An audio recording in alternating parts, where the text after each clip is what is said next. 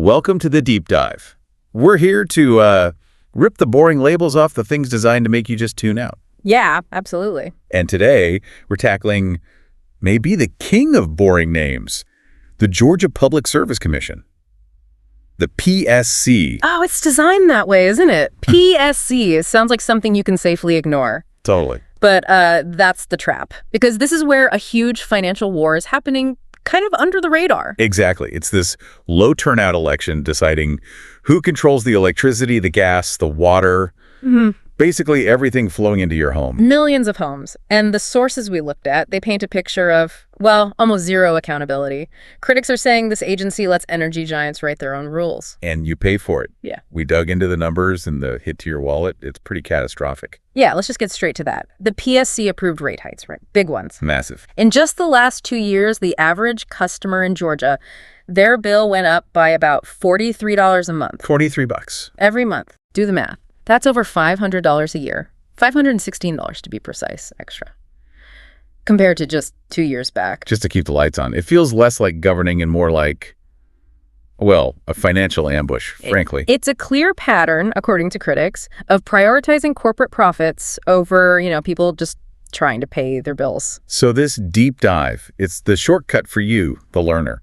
You need to know why this sleepy little commission election is actually ground zero for your economic survival. Let's get into it. The power, the profit. Okay, first up, what is the PSC, fundamentally? Right. So it's a state agency, Right. Georgia specifically, and its job is regulating the essential utilities. Think electricity, natural gas, sometimes water, companies like Georgia Power. Okay, but why regulate them at all? Why do we need this layer? Good question. It comes down to this concept of natural monopolies. All right. Think about the infrastructure. Power plants, power lines, crisscrossing the state, gas lines. It costs billions. It just doesn't make sense economically or physically to have 5 different companies running parallel power lines down your street. Yeah, be chaos. Exactly. So one integrated system is usually the most efficient way, but that gives the one company immense power, doesn't it? Monopoly power. The bad kind. Precisely. The kind that can lead to price gouging, neglecting safety, stuff like that, if left unchecked. So the PSC is supposed to be that check, the bound. That's the idea. They're meant to ensure services stay affordable, reliable, safe, prevent the utility from abusing its monopoly position. And they have a lot of tools, right? Like what specifically can they dictate? Oh, their power is pretty sweeping. They approve how much the utility can charge you, the rates. The big one. The biggest one. They also, massive infrastructure projects, new power plants, for instance. They oversee safety standards, reliability metrics. They even push forward things like renewable energy targets. And crucially, you mentioned profit. Yes. They set the rate of return. That's the guaranteed profit percentage the utility is allowed to earn on the money it invests in infrastructure. Allowed profit. Okay. That seems like a linchpin right there. It absolutely is. Which leads us straight into the whole profit controversy. If the PSC is the guard dog, well, the sources suggest the dog might be working for the burglars. Okay, let's talk specifics. The commission now is Republican controlled. And Georgia Power, the biggest player, they've come asking for rate increases. Repeatedly. Get this. The PSC approved Georgia Power's request to hike customer rates 6 times. 6. 6 separate times in just the last 2 years. And that's where the $43 a month comes from, those 6 decisions combined. That's the direct line. But it's why they approved them and what else they approved that's really raising eyebrows, specifically that rate of return we mentioned. Right, the profit margin. What did they set it at? They pushed it up to nearly 12%. 12. On investments. Yep. A guaranteed 12% profit on building new stuff. Now, compare that to the national standard. Most states, you see rates of return somewhere between, say, 8% and 10%. So 12 is significantly higher. Dramatically higher. We're talking potentially billions in extra guaranteed profits over the long run. Okay, let me play devil's advocate for a sec. Right. What's the utility's argument for needing 12%? Yeah. Do they say it's essential for keeping the grid modern, attracting investment? Is that argument in the sources? Oh, yeah. That's always the argument. Utilities always argue they need higher returns to attract capital, build reliably, keep the lights on in the future. Right. But The sources, particularly the consumer advocates and critics, they push back hard. They argue this specific elevated 12% creates a really dangerous incentive. How so?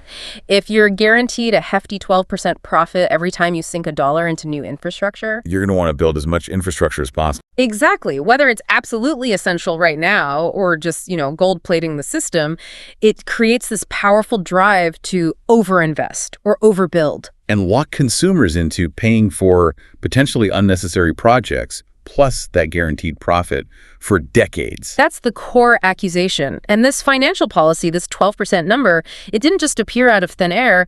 It's the direct result of decisions made by these 5 elected commissioners. Who, as we'll get to, are elected in a pretty unusual, maybe problematic way. Right. And that incentive to build, that 12% guarantee, it was already there. But now there's a new factor that critics say gives utilities the perfect excuse to build like crazy. Let me guess. AI. You got it. The AI wildcard. Georgia's become a huge hub for AI data centers, right? Massive buildings, servers humming away. Ground zero, basically, one of the top states for building these things. And they consume just a staggering amount of electricity, like way beyond typical factories or anything. A metric ton of energy. Which means the grid needs upgrading. New power plants, new lines. Definitely. That huge new demand forces utilities to propose building a lot more infrastructure to handle it. And if you're a utility company already enjoying a 12% guaranteed return on building stuff, this AI boom looks like a multi-billion-dollar cash cow falling right into your lap. Build, build, build, and lock in that profit. So the concern, the accusation from critics is that this AI boom is becoming a convenient cover story. That's exactly what advocates are saying. They worry utilities are using the projected needs of data centers to, let's say, overestimate the total infrastructure required. So they can overbuild, overinvest, and collect more of that sweet, sweet 12% profit from everyone. That's the fear.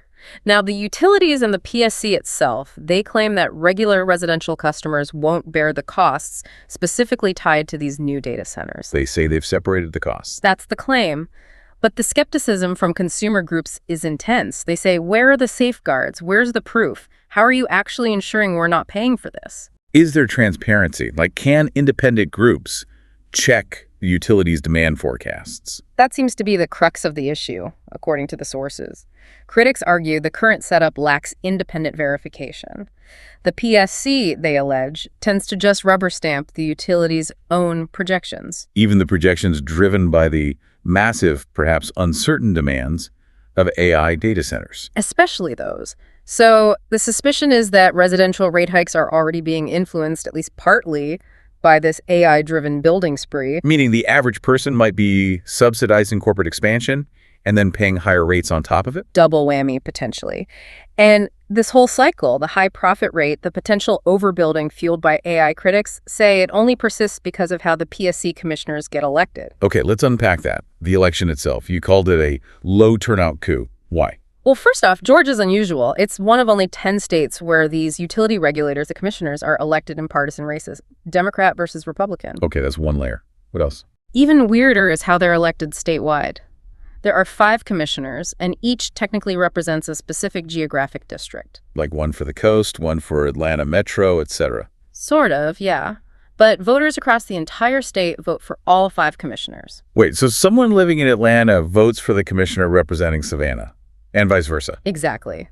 Which critics argue completely dilutes accountability.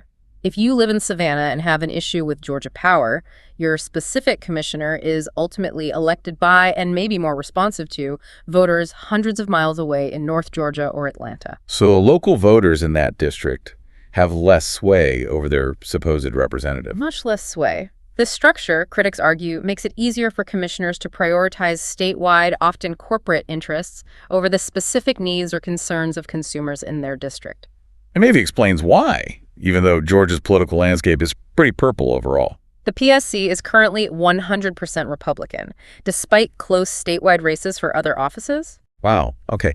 And this whole statewide voting structure, it was challenged legally, wasn't it? It was. Back in 2020, a group of Black voters filed a lawsuit. They argued that this statewide election method illegally diluted Black voting strength, making it harder for their preferred candidates to win any of the seats. And that lawsuit threw a wrench in the works. A big one.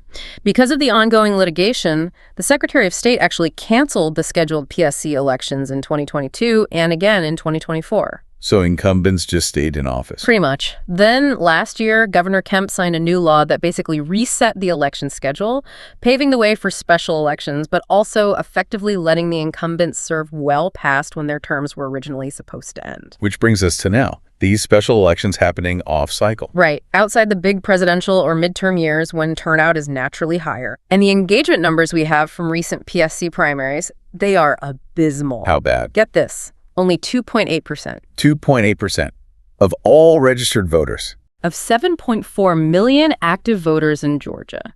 Just a tiny fraction bothered to vote in the primaries for these powerful positions. That's shocking. It really is. And for these special elections, held at an odd time, turnout is expected to be even lower. The sources hammer this point. These races could genuinely be decided by just a few thousand votes, maybe even just a few hundred. So tiny turnout, huge financial stakes. The definition of a hidden power center. Exactly. High stakes, disastrously low engagement. Okay, so who are the players in these upcoming special elections? Who's running? There are two key races this year because of that lawsuit and rescheduling. In District 2, you have the Republican incumbent, Tim Echols. Okay. He's being challenged by Democrat Alicia Johnson. And her platform, unsurprisingly, hits hard on those rate increases. She's demanding more accountability, especially regarding who pays for the data centers, needs independent verification, she says. Right. And the other race. That's District 3. There, Commissioner Fitzjohnson, another incumbent, is facing Democrat Peter Hubbard. In Hubbard's angle. Similar theme. He's basically arguing the current PSC has failed its core job. Keeping bills affordable for regular folks and making sure consumers aren't secretly footing the bill for all this new data center construction. So the challengers are directly targeting the Commission's recent decisions on rates and the handling of the AI boom costs. That seems to be the central battleground. All right. So wrapping this all up, what's the big takeaway from this deep dive?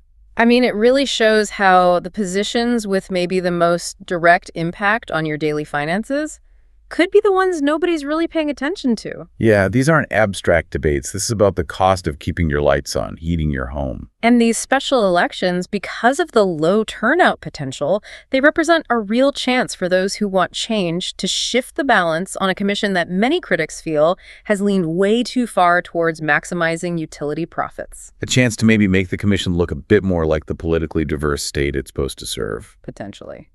Which brings us to the final thought. The thing to really mull over after listening. Okay, leave us with something provocative.